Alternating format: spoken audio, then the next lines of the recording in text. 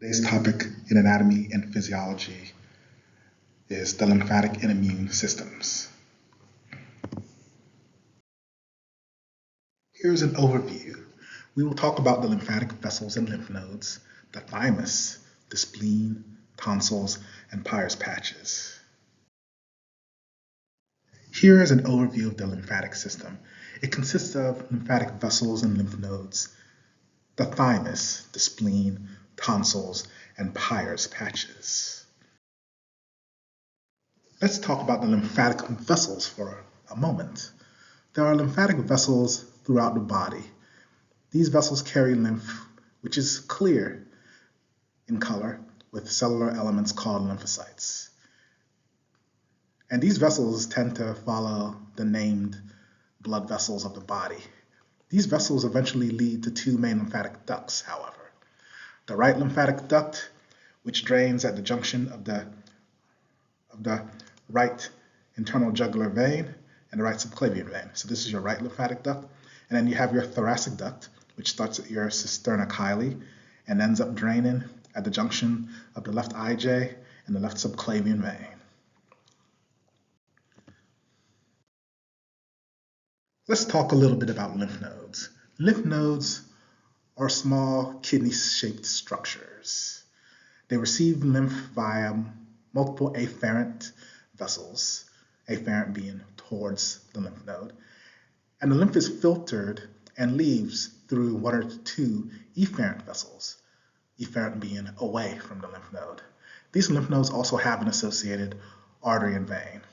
And your lymph nodes, and more specifically, lymph node basins, are named according to location. For example, axillary, cervical, and so on.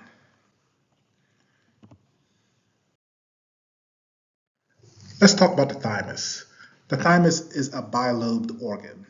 It has an outer cortex and inner medulla, and the cortex consists of thymocytes, which are immature T cells. That means that the thymus contains cells which eventually mature and become T cells, and it is located in the mediastinum, more specifically the anterior mediastinum.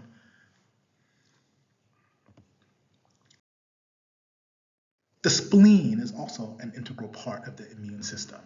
The spleen contains two different types of tissues. It contains the red pulp, which produces immune and blood cells, and is actually a site of extramedullary hepatopoiesis.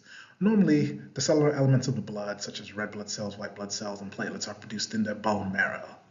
However, in diseases of the bone marrow, the spleen can take over and produce cellular elements of the blood as well. And you may see in some hematological malignancies, patients may develop an enlarged spleen or splenomegaly because of this. Most of the spleen is, in fact, red pulp. There's also the white pulp. And the job of the white pulp is to filter the blood. It filters the blood of antigens, microbes, and defective and worn out red blood cells. We'll talk about tonsils. Some of us have probably had these taken out as a child. Tonsils are large masses of lymphoid tissue found in the mouth. They're found in the pharynx or nasopharynx and at the base of the tongue. So technically found in the throat area. Peyer's patches are organized lymphoid nodules that are found in the wall of the small intestine, especially the distal small intestine, otherwise known as the ileum. These appear as round or oval lymphoid follicles in the wall of the small intestine. B lymphocytes can be found here. The end. It's done.